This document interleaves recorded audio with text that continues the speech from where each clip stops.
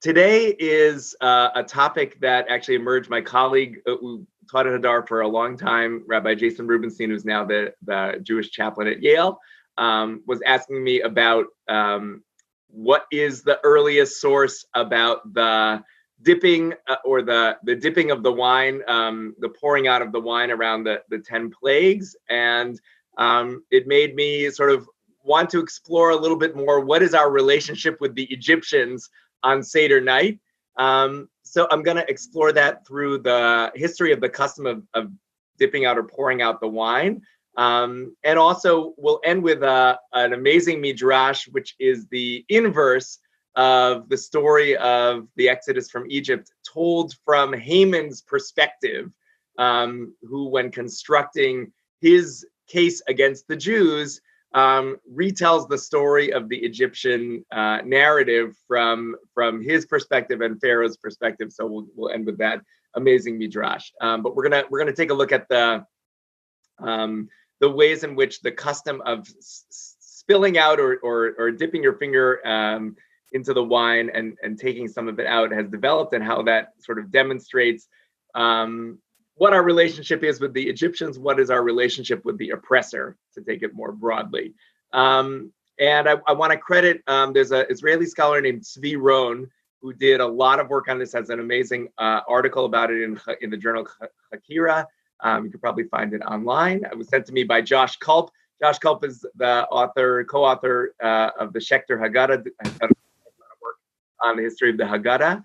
And when I looked at his section on the spilling out of the wine, he quoted a tradition from Abarbanel, sort of in the Middle Ages, claiming that this was something that is meant to fulfill the verse, "We should not rejoice in the downfall of our enemies." And I asked him, what's the source for that? And he wrote me back, he said, well, actually, I might have missed on that one. I might have just relied on secondary sources, and I don't have that source for you. And when you look into the history of this, you'll see that this idea of spilling out some of the wine to mitigate our joy because of the suffering of the Egyptians was attributed to Abarbanel, also attributed to Abu Draham, two scholars that start Aleph Bet. And Carla just said that the Torah.com just did a sort of a layperson's version of the article he wrote for Hakira, so you can see it there as well. But neither Abu Draham nor Abarbanel are actually saying anything about spilling the wine.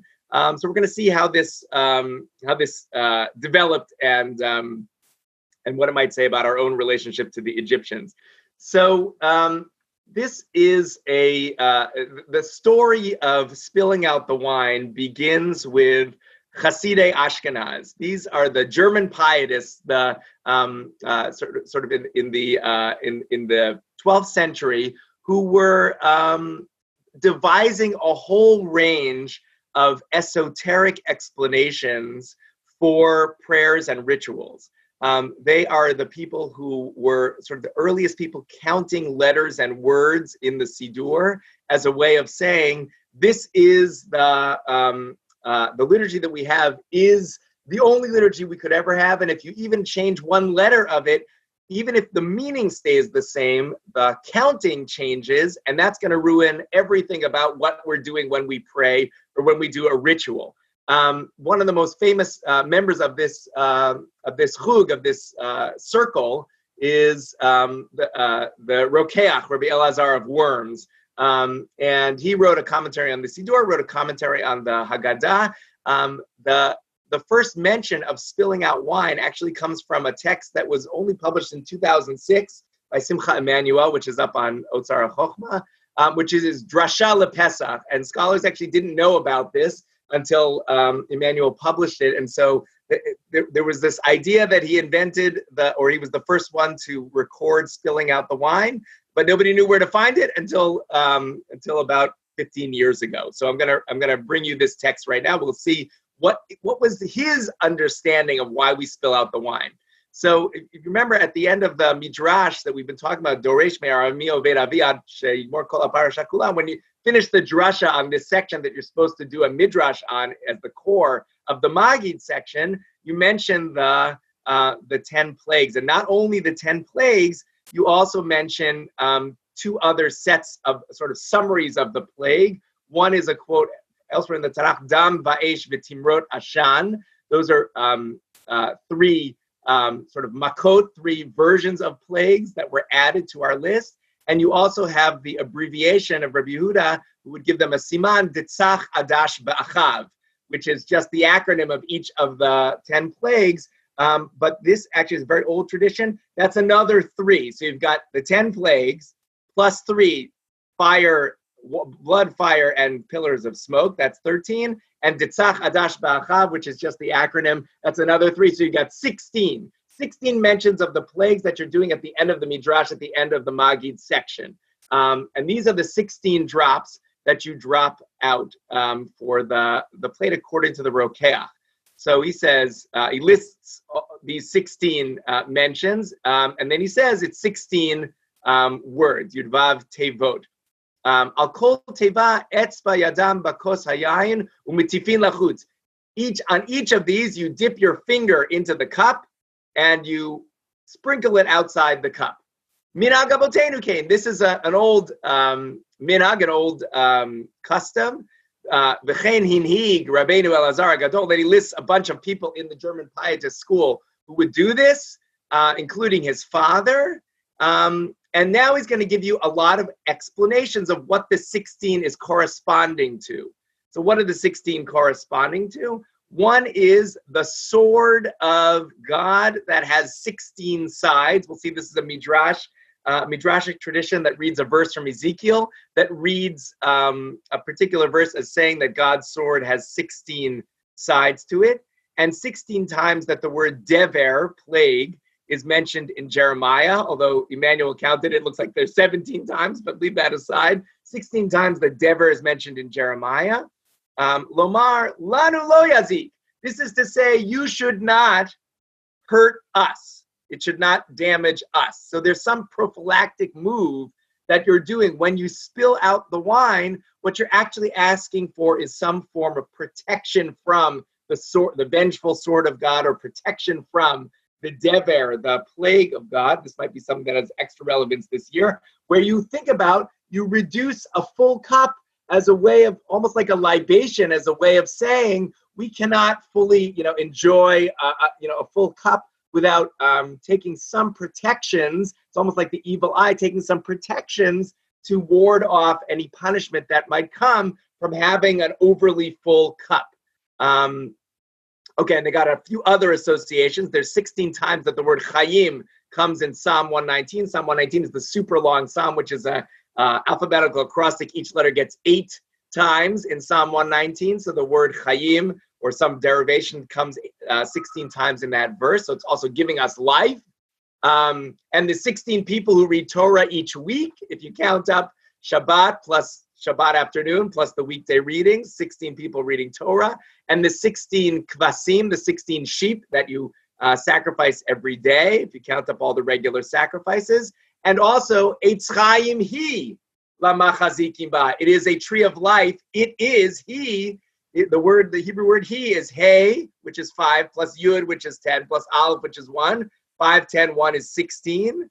So it is a tree of life. 16 is a life number, not just 18. It's a 16 is the life-giving number. And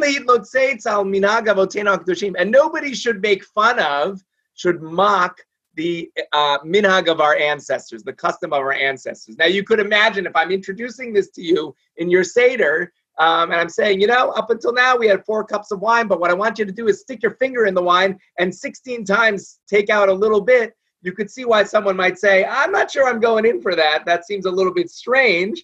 You German pietists are really out there with your counting. So they seem to be aware of that. And we're saying, don't make fun of this custom. But we see the earliest version of this custom is a way in which we are offering some protection for ourselves. Actually, it has nothing to do with the Egyptians, except for the fact that they happen to be the victims of the plagues. But we are sort of imagining the plagues themselves as having a harmful and continuing element, and we need to protect ourselves against them. And so we're going to, by using the number 16, and by taking wine out of this cup of joy or cup of salvation, we're going to reduce the possibility that we ourselves might get injured in this night, in this Leil Shimuri, in this night of protection. So that is the original understanding, at least according to the German Pietist school, of the way in which we would use the drops, and it was about protecting us. Now, this custom gets quoted in a few other sources that are more well known than this drasha that was only discovered or printed in 2006 from the German Pietists. You have the minhagim of the Maharil, so now you're in the 15th century in Germany still, and the Maharil says that, sort of repeats this tradition, attributes it to the Rokeach, and says, it seems to me the reason to do this is to say, from all these save us and bring them on our enemies, for these cups are for the success of Israel. This is the opposite of the way that we experience this. It's not about, well, we're reducing our joy because the Egyptians had to suffer, but it was actually, it should be on them and not on us. And it's a way of, in some ways, physically instantiating, I'm connecting to these plagues, but I'm hoping that they don't hit me. Okay, and this actually gets encoded in the core book of Jewish law in the Shulchan Aruch, in the bottom of this page. It's a custom to throw a little bit from the cup with one's finger. Okay, so this is how the custom sort of originally develops. As you can imagine, I didn't bring this to you, although it's in Menachem Kasher's Haggadah Shlema. There's a big debate about whether or not you should use your finger or you should spill it out itself halachically, because the finger seems to be, as we'll see, an important part of acting this out. It was the Etzba Elohim, it was the finger of God that brought the plagues, according to Exodus. But sticking your finger in the wine might ruin your cup of wine for any sort of sanitary or other reasons. And so there was a sort of alternative version. You're going to just pour it out, even though you're not going to use your finger. I left that aside here. Okay. So now, also, we're talking about which finger should you use. There's a midrashic tradition that the finger, what was the finger, Etzba Elohim, that which finger did God use? The kmitzah, which I think is the ring finger. And so it's not just any finger you can use to take it out. It's actually you are somehow embodying the experience of God using God's finger to strike plagues. That's what you're doing to reenact in some ways. That's Kaf HaChaim, is 19th century in Turkey. And Darkei Moshe, this is the commentary of Moshe Isserlis on the Torah, on one of the major codes of Jewish law. So he actually says that this is the sword of God, which is called Yuhach. Hach is to hit, to strike, and Yud Vav, which is part of God's name, is, if you count it in Gematria, Yud is 10, Vav is 6, 16. So this is the 16-sided sword of God, which is actually an angel, according to Moshe Isserlis, that is appointed to take revenge. And this is a tradition known among the Kabbalists. Okay, so this is, again, just more about, this is a protection against the damaging elements of God out there. Now, where does this idea of the sword of God come from? Comes from a strange verse in Ezekiel chapter 21, and that gets read in the Midrash as follows. Rabbi Isaac ben Tradion, or maybe Marion in some manuscripts, said, the sword of the Holy One, it has 16 sides, piyot, as it says in Ezekiel 21:21. Turn yourself backwards. This is a manuscript question. Hit achdi or hit achri. Turn yourself backwards, to the right, forward, and to the left. And wherever you face the blade, your blade, panecha, has been assigned. And if you look at the verse in Ezekiel 21 here, I'm moving my cursor on it, you can see to the hit achri or hit achdi, but let's say hit achri, to the back, to the right, hey mani, hey simi, hey smoli, forward and to the left. Ana panecha mu'adot. There are some texts of this that don't say ana, but they say aye. Aye is also 16. So you have 4 different directions. Each of the directions has four spinning sides. Add it all up, it's 16, and also you have the number 16 in the verse. This is the sword of God that brings punishment. If you look in chapter 21 of Ezekiel, actually it is talking about God's sword there, so it's not a far-fetched midrash. So this is the vision of God's sword, God's punishing sword. And just to note that if God's punishing sword has 16 sides, then midat tovah, God's attributes of goodness, which are mirubeh, which are greater, how much the more so? So even though God has 16 aspects of punishment, God's goodness is actually so much more than this, and that is gonna, sort of beat out God's mercy is gonna beat out God's punishing side. All this is just developing the 16 drops that come out of the cup as 16 as really the operating number and the way in which it protects us. Okay, so what? One other connection. You may know this from Havdalah. There's a tradition Havdalah to pour out the wine. Like, I don't know how you do Havdalah in your family. In our family, there's always a fight. Which kid is going to blow out the candle? And whichever kid manages to blow out the candle, then you dip the candle in the wine that's poured out, right? You sort of pour it onto a tray. This is an old custom of pouring out the wine of Havdalah also as a prophylactic, as a protection. This is from Joshua Trachtenberg, Jewish Magic and Superstition, a classic work published in the 30s. Says there's a late custom which arose in German Jewish circles to pour out a drop of wine at the mention of each of the 10 plagues, possibly to placate evil spirits, which may be impelled by the reference to so many disasters to visit some upon the celebrants. That's his summary of what the original version of our Seder is. And then he brings up a source from the 15th century that connected this to Abdallah.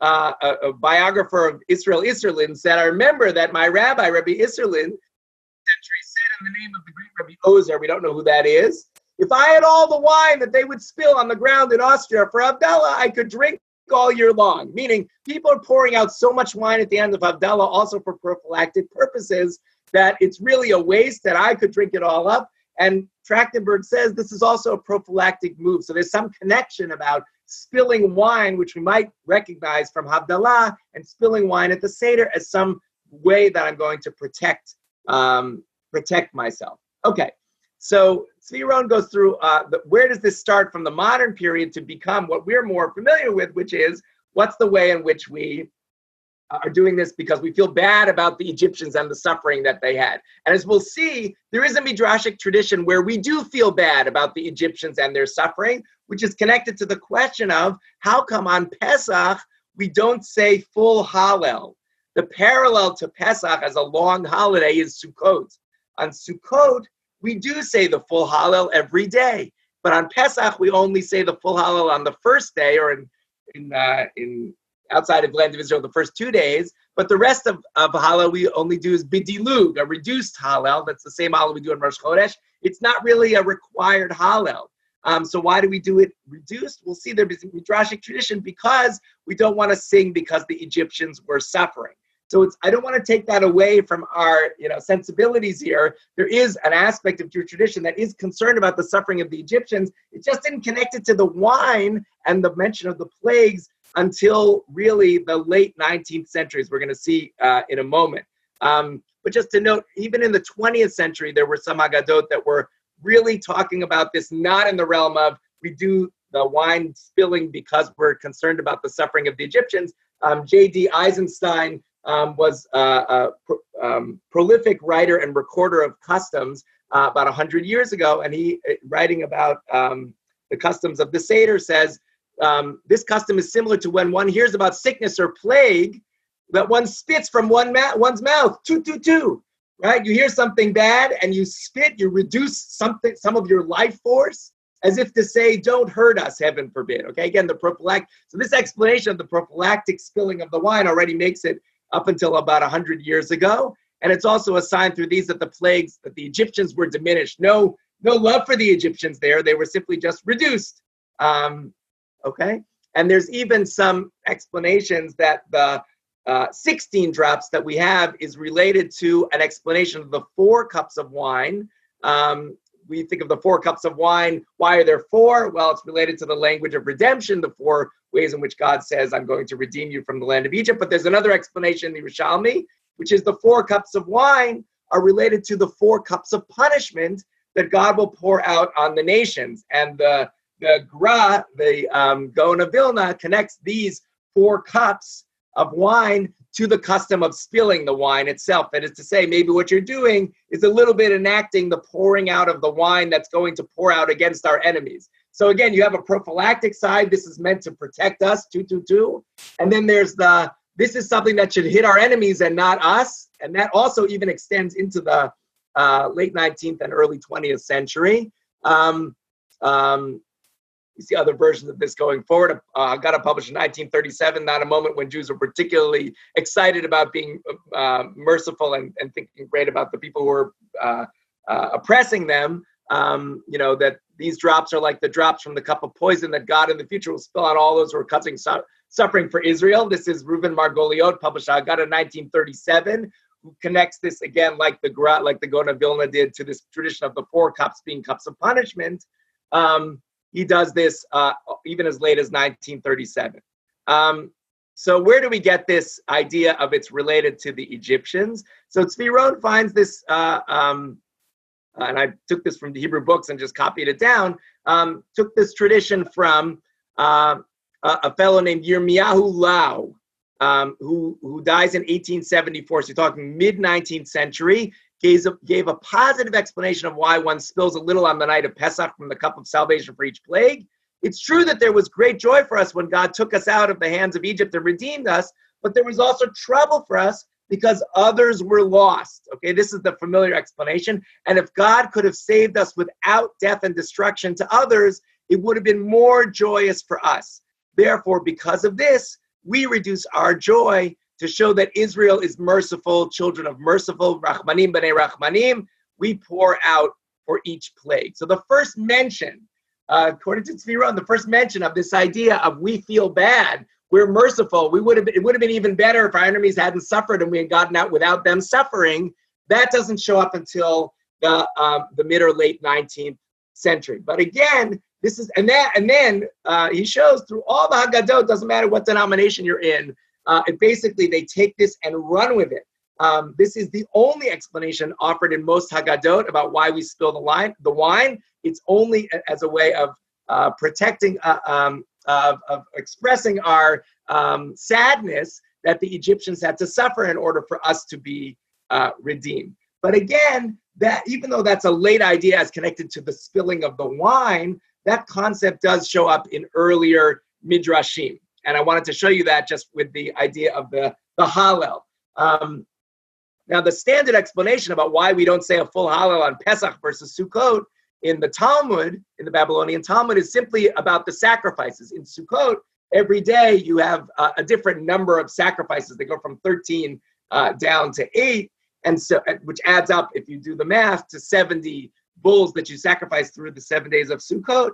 And so because each day is different, you say full Hallel, says the Babylonian Talmud. On Pesach, because the sacrifices are all the same, you don't change the Hallel, you don't recite the Hallel. And actually in the early text, you didn't recite Hallel at all, except for the first day of Pesach. But this, later on in a later Midrashic tradition, it's not exactly clear how old this tradition is, but it appears in Psikta Rav Kana, which is an old collection, but it seems to be a late addition to that Midrash, says that actually the reason why we do the reduced Hallel is because, in the middle of the page, another explanation, why isn't Simcha? Simcha is written 3 times with Sukkot. B'samachta, you will rejoice on your holiday, but on Pesach it's not written at all. So the Midrash says, why isn't it written with Pesach? Because the Egyptians died on Pesach. And thus you find, with the 7 days of Sukkot, we read Hallel, but on Pesach we don't read Hallel, except on the first day and its preceding night. Why?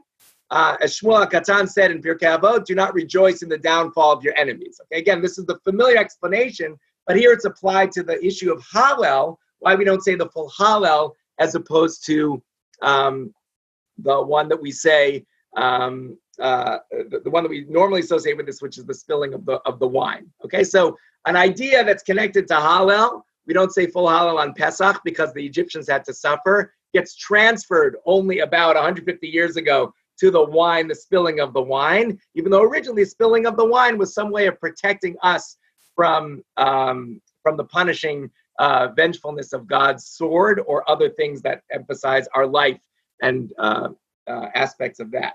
And I'm going to end with this letter that Haman says to the people out in the kingdom of Ahasuerus, explaining why the Jews are so terrible. Okay, come and see from that poor suffering Pharaoh what they did when they went down to Egypt. Pharaoh welcomed them with grace and settled them in the best of the land and fed them during the years of famine and fed them all the good of his land. Now, they did have a good choice place to settle in Egypt. He had palaces to build, and they built them, but he wasn't able to best them. Now they sort of skip over the part where we get enslaved. There were some palaces that needed to be built, and so they built them, however that happened. And then they came to him in trickery saying, we have to go sacrifice to our Lord 3 days in the desert. And after that, we're going to come back, right? That's the original gambit of Moshe, who says, we'll just be gone for 3 days. This actually is in the Torah. We'll be gone for 3 days. Presumably, we'll be back after that. And then they say, please lend us silver, gold, and clothing. Just lend it to us. We're not taking it. Lend it to us. They borrowed their silver, gold, and good clothing and many donkeys as well until they had emptied out Egypt by Natzlu at Mitzrayim. They ran away. They weren't coming back. And when Pharaoh heard that they had run away, he went after them to reclaim his money totally reasonably. Pharaoh's just running to go get the money that they had stolen from him. Okay? What did the Israelites do to Pharaoh? They had one man. His name was Moshe, son of Amram. No mention of God. He stretched out his staff in sorcery, said an incantation, don't know what that guy was doing, he had some magical powers, smote the sea until it was bested. They crossed, entered the dry land, and they all crossed. When Pharaoh saw this, he went in after them to get his money. He was just going to get his money. And I don't know how they pushed him into the sea, and he and his whole army sank. And they didn't remember the good that Pharaoh had done for them. This is sort of the inverse of Dayenu that we had yesterday. They don't remember the goodness that God gave to them. Here in Haman's telling of this, in a Midrash in Esther Rabbah, they don't remember all the goodness that Pharaoh had given to them in their stay in Egypt. So I wanted to bring this as sort of different understandings of our relationship to the Egyptians. One is, do we really, worry about their suffering? Well, yes, that is a Midrashic tradition, not as associated with the wine as we might have imagined. And also, there is this inverse where if Pharaoh was telling the story through the mouth of Haman, how would he have told the story that would have been different from our telling of the story? And in what way does perspective make all the difference?